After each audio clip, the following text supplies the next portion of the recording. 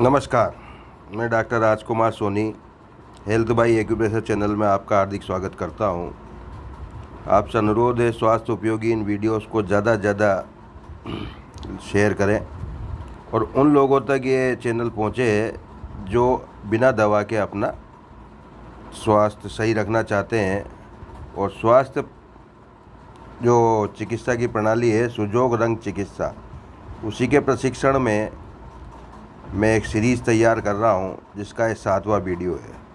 क्योंकि इसमें लिखने का काम ज़्यादा लग रहा था, तो मैंने इसको बोर्ड पे लिखने के बजाय और चार्ट समझाने का इसमें काम था, तो इसको मैंने किताब से ही बना रहा हूं और किताब में ही समझें। मैंने पिछले वीडियो में आपको बताया था यिन यांग सिद्धांत। अब मैं इसमें जो अगला सिद्धांत है उपचार का, वो है पंच तत्व का सिद्धांत। पंच तत्व प्राकृतिक चिकित्सा में हमारे को पता है, अग्नि, पृथ्वी, जल, वायु और आकाश, ये पंच तत्व बताते हैं।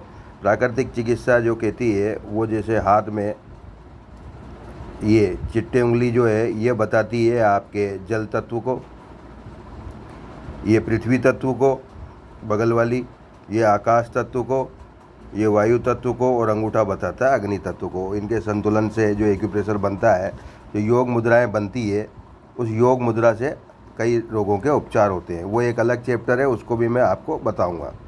तो यहाँ जो पंच तत्व का सिद्धांत है एक्यूप्रेशर एक्यूपंक्चर के अनुसार, तो ये क्या कहते हैं, देखिए आप, अग्नि, पृथ्वी, वायु, आकाश एवं जल, ये बिल्कुल जो हमारे उसमें वही के वही शरीर के प्रमुख नियामक यानी निर्माता है। इन तत्वों से बना शरीर यिन यांग के सिद्धांत के, जो कि अपन पढ़ चुके हैं, एवं इन तत्वों के संबंधित ऊर्जाओं, इन तत्वों में से जो ऊर्जाएं निकलती है, उन ऊर्जाओं का नाम यहाँ दिया जा रहा है। ऊर्जा का संतुलन इसमें किया जाएगा। वायु, उष्णता है ना, आर्द्रता, शुष्कता एवं शीतलता, तत्व 5 है। उनमें से ये ऊर्जाएं निकल रही है, तो 5 तरह की ऊर्जाएं हैं। हम पांचों ऊर्जाओं के संवेद रूप को जैव ऊर्जा कहते हैं। इन सब का संतुलन रहता है शरीर में, तो इसको बायो एनर्जी कहा जाता है, अंग्रेजी में कहें तो। विभिन्न नामों से अलग अलग देशों में जानी जाती है। चीन में इसे ची कहा जाता है, जापान में की कहा जाता है, भारत में प्राण कहा जाता है, और पश्चिमी देशों में इसे एनर्जी कहा जाता है। ठीक है। इसी प्रकार एक्यूपंक्चर चिकित्सा पद्धति पूर्णतः प्राकृतिक सिद्धांतों पर आधारित है। पंच तत्व ऊपर बताया, पंच तत्वों के जो उससे ऊर्जा निकलती है वो नीचे बताइए। वीडियो को वापस रिवर्स करके देख लें आप, तो कोई दिक्कत नहीं है ना। छोटा वीडियो है और आपको काम समझ आएगा।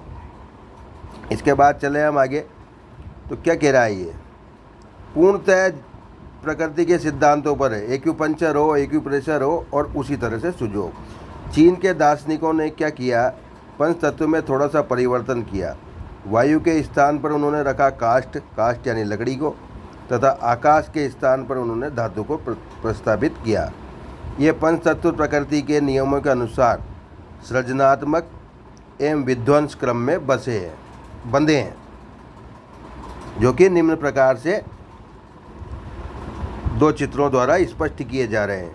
प्राण ऊर्जा का प्रथम तत्व वायु है, जिसके बिना जीवन संभव नहीं है। वायु से अग्नि प्रदीप्त होती है, अग्नि प्रज्वलित होती है, उत्पन्न। अग्नि से राख यानी पृथ्वी का तत्व का जन्म होता है, और पृथ्वी में धातु को जन्म मिलता है, और धातु के गलने के बाद द्रव यानी जल प्राप्त होता है। इस प्रकार प्रकृति का नियमों के अनुसार सृजनात्मक चक्र पूरा होता है। तो सृजनात्मक चक्र को यहाँ चित्रानुसार समझा रखा है। देखिए आप, क्या है ये, देखिए आप, क्या कहा था इन्होंने कि वायु से शुरू करते हैं, है ना। ये वायु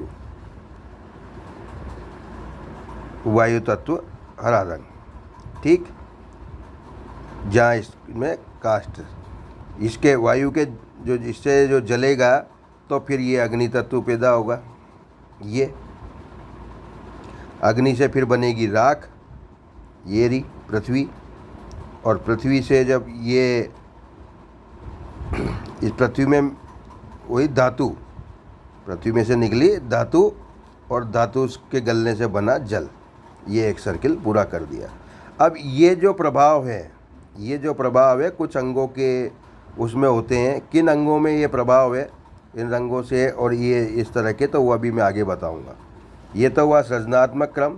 दूसरा है विध्वंसात्मक क्रम, ये उल्टा, ये दूसरा चक्र देखिए आप, ये वाला।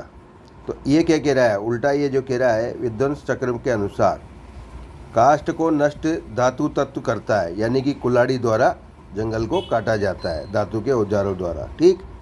अग्नि का शमन जल तत्व, यानी कि ध्यान रख रहे हैं कि किसको किससे ख़त्म किया जा सकता है, किसको किससे ख़त्म किया जा सकता है। पृथ्वी के अस्तित्व का प्रच्छादन वन द्वारा, बिल्कुल जहाँ पृथ्वी दिख रही है, पृथ्वी को ढकना है तो वहाँ पर पेड़ लगाए जाए। और जल के प्रवाह को रोकने का कार्य पृथ्वी करती है। और इसी प्रकार धातु को गलाने का कार्य अग्नि करती है। मतलब जो पांचों तत्व है, पांचों की काट ढूंढी गई है इसमें कि किसको किससे ख़त्म किया जा सकता है, किसको किससे ख़त्म किया जा सकता है, ये इसमें बताया गया है। तो इसी जो इसमें दे रखा है, जैसे ये रहा लकड़ी, लकड़ी को किससे ख़त्म किया, ये देखिए आप, लकड़ी को ख़त्म किया आपके धातु से, ये मान। ठीक। इसी तरह पृथ्वी है, तो पृथ्वी को जो है ये आपके पृथ्वी को इसने ढाका किससे, पृथ्वी तत्व को इसने ख़त्म किया आपके ये रहा वन द्वारा, लकड़ी द्वारा।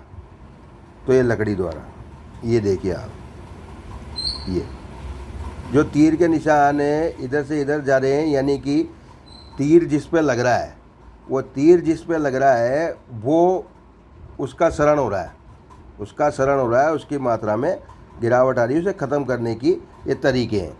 तो इस तरह से ये आपको बताया गया किसका इलाज क्या है, ये किसको कैसे ख़त्म किया जा सकता है, और इस वाले में था किसको कैसे उत्पन्न किया जा सकता है। उपचार में ये किस सिद्धांत, ये सिद्धांत कैसे काम आएंगे ये हम आगे जानेंगे। पर उसमें इसी तरह से है कि किसी की ऊर्जा बढ़ानी है, किसी की ऊर्जा कम करनी है, किसी को ठंडा करना है, किसी को गर्म करना है, संतुलित करके और वो उपचार किए जाते हैं अलग अलग अंगों के, वहाँ ये सिद्धांत काम आएगा। बड़ी रोचक थ्योरी है ये, और एकदम से इतनी आसान भी नहीं है जितनी हम समझ रहे हैं। अब इसमें जो कुछ अंगों का नाम बताया गया है कि वो जो 5-6 इसमें जो इसके गुण हैं, किस किस अंग में क्या गुण हैं वो देखिए आप, ये ऊपर ही ऊपर लिखा हुआ, स्पाइनल कॉर्ड और ब्रेन, दिमाग, रीढ़ की हड्डी और दिमाग। इसका जो रंग जो बताया गया है ऑरेंज रंग का प्रभाव है इसमें, हॉटनेस, गर्मी है ना।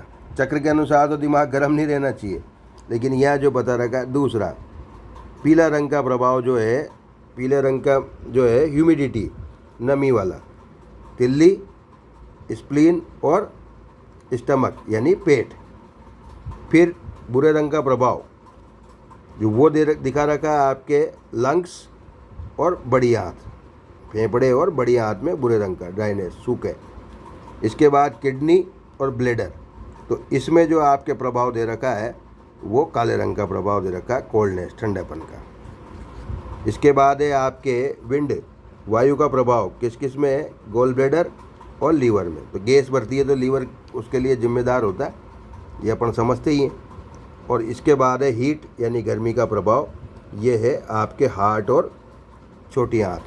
अगर ये संतुलित नहीं रहेंगे, हार्ट में गर्मी नहीं रहेगी, तो आप कैसे चलोगे, है ना। हम कैसे चलेंगे अगर फिर ब्लड प्रेशर ही ख़त्म हो जाएगा ना, और ब्लड प्रेशर ख़त्म हो जाएगा तो फिर व्यक्ति मर जाएगा। तो इन सब ऊर्जाओं के संतुलन को, उस चक्र के संतुलन को, ये बहुत ज़्यादा विस्तार से तो मैं नहीं समझा पाऊँगा आपको, लेकिन ये कैसे काम आएंगे ये उपचार में कहीं ना कहीं हमें नज़र आ जाएगा। नमस्कार, धन्यवाद। इस वीडियो को हम यहीं समाप्त करते हैं, आगे फिर अगली किस्त में बाद में बताते हैं कि अगला किस विषय पे वीडियो बनेगा, जल्दी आप जानेंगे।